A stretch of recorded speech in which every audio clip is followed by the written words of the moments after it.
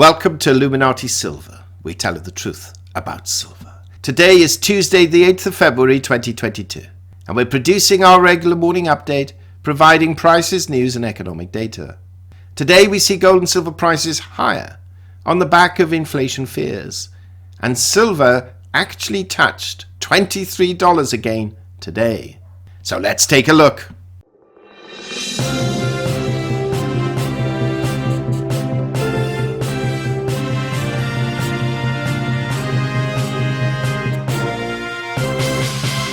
Welcome to Illuminati Silver. It's Tuesday, the 8th of February 2022 at 10:40 in the morning.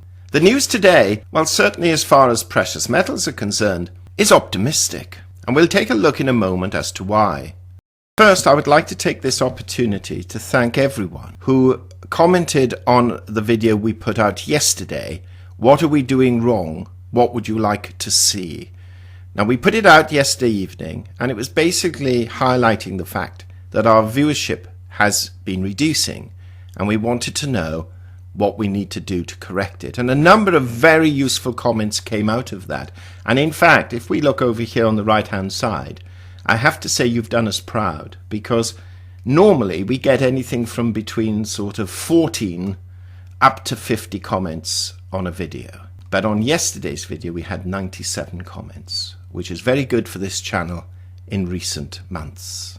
So thank you, we are reading them all and we are listening. What I will say is that somebody did raise the question, why are we looking at some of the mainstream media such as Bloomberg and Reuters and BBC? Well, first and foremost, it's no secret that the majority of news channels obtain their news information primarily from Reuters and business information from Bloomberg.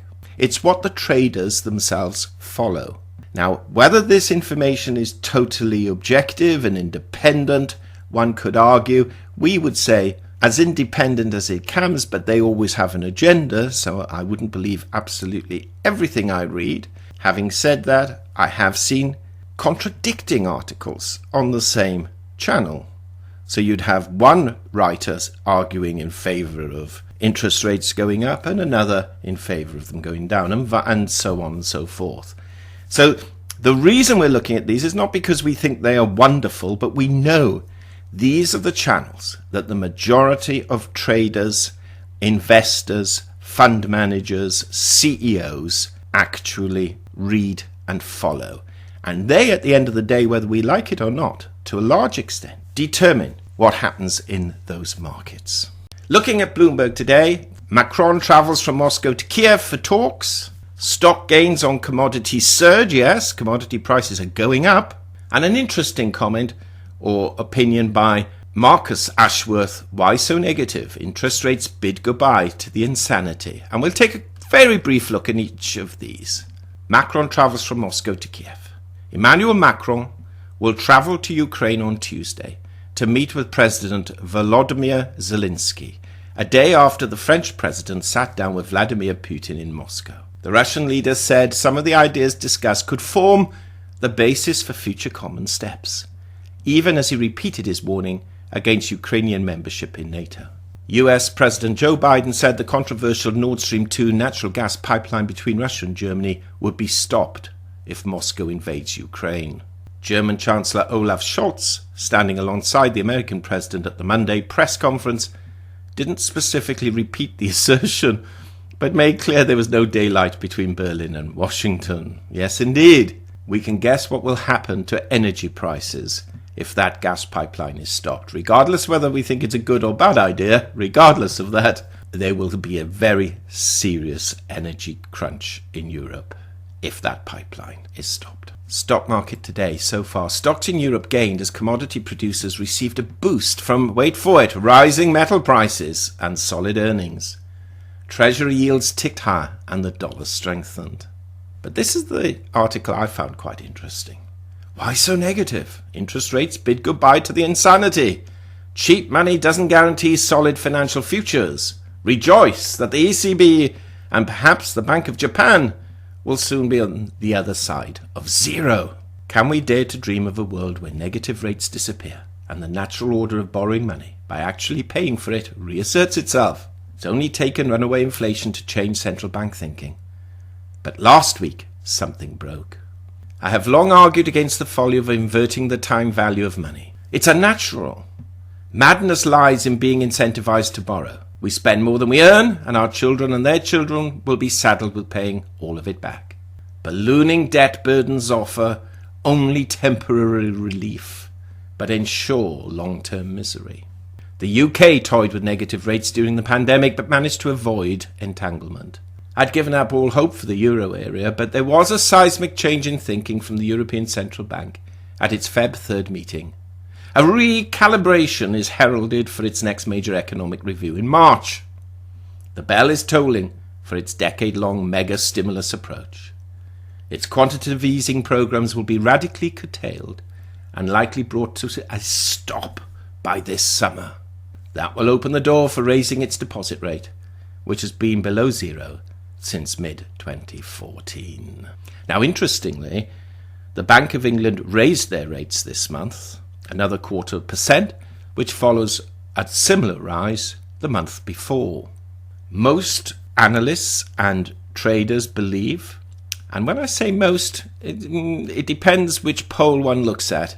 Sometimes it's 45% and sometimes it's 55%, believe that the Fed is going to raise rates in March. They will certainly have done away with their bond buying then, in terms of the tapering, will have done its work. The issue is, will they raise rates? Well, if we go by the jobs report last Friday, which were quite frankly exceptional, if true, then we would be expecting the Federal Reserve to raise rates, albeit by perhaps 0.25%. And if it doesn't happen in March, it will almost certainly happen at their next meeting of the FOMC. BBC News. Calls for windfall tax grow as BP profits surge. BP, our energy giant, announced huge profits. And now people are saying, why should these companies benefit from higher prices while people are suffering? Let's tax them further. UK chip firm sale collapses amid competition fears. This is the sale of ARM to Nvidia. And someone complains because they've been fined 22 times for parking outside their own home. US and Canada. Ottawa judge tells truckers to stop honking horns. Battle over banning books in US schools as conservative parents compile lists of radical and racist texts. Critics warn of censorship. Let's now look at the finances. This is why you're here. Dollar index is up today, 0.2 points, at 95.60. Now, the ECB is not going to raise rates quite yet. The UK has already raised rates twice. We don't see a rise now at the next meeting.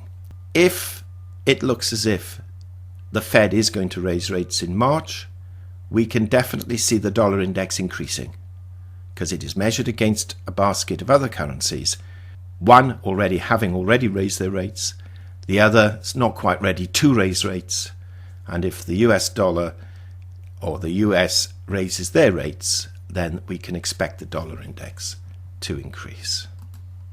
Energy prices, thank goodness, down $2 today, but still we have Brent at 90 and WTI crude at 89.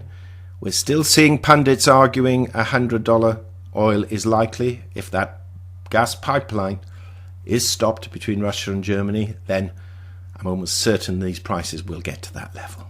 US stocks yesterday, well, broadly, marginally down. I can't say unchanged. The Dow Jones was up 1 point, but virtually unchanged. The S&P was down 0.37%, and the Nasdaq down 0.5%. Asia overnight, mixed as always. Hang Seng always seems to move in a different direction to the Nikkei. Nothing of really great consequence, in truth. And UK and European markets up about 1/3% broadly. Now, the good news. Gold prices are up $9, $1,821. Just recall, Friday's close on gold was $18.08. So we're up $11. It's not a fortune, we admit that. But having said that, you can see on the chart, it's quite a nice discernible gradual rise. Silver price is up 18 cents. Now, silver's actually done really well. It looks like it's going to hit that $23 level. It has hit 23 already and has fallen back. And if we recall, silver closed last Friday at 22.53. So here we go, we're now at 22.89. So we're 36 cents. Gosh, I almost sounded like a pumper then. 36 cents higher at 22.89. Is it going to go to 23? We think it will, yeah. We have a limit. We announced on our weekly update where we thought silver was going to head. It's hit 23, it's gone above it, it's fallen back again. Let's see what happens during the course of the day. There's certainly a momentum at the moment behind precious metals, and what's interesting, and we've picked this up, people are starting to say now at last, inflation, to help overcome it, we need to buy precious metals. And there is a move in that direction, and we are actually witnessing that. Of course, to tackle inflation, they then raise interest rates, which strengthens the dollar, which then acts as a headwind against rising precious metal prices. But I think, quite frankly, the momentum for prices to go up could exceed the pressure trying to force them down. Unless, of course, and this is really important, the general consensus of the market is that inflation is about to peak and then will fall back. And then that incentive, that inflation risk protection incentive, at least in the eyes of traders, who quite frankly are dominating market price more so than physical buyers, and let's be very clear about that, if they follow that view, then yes, we'll see lower prices. It's a very delicate balance. Cryptocurrency markets, I know most of us here aren't fans of cryptocurrencies.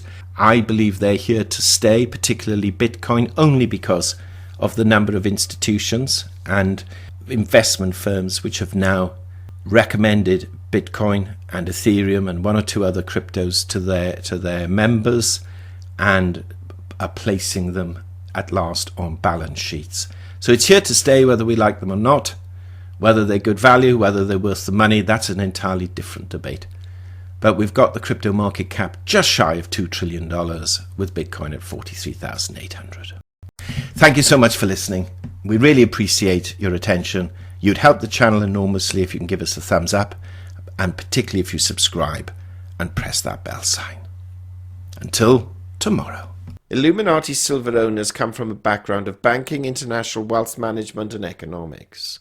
Having now retired from these worlds, we are not qualified to give investment advice. Therefore, this and other productions must not be deemed to be giving such advice and merely represent the personal views of its owners.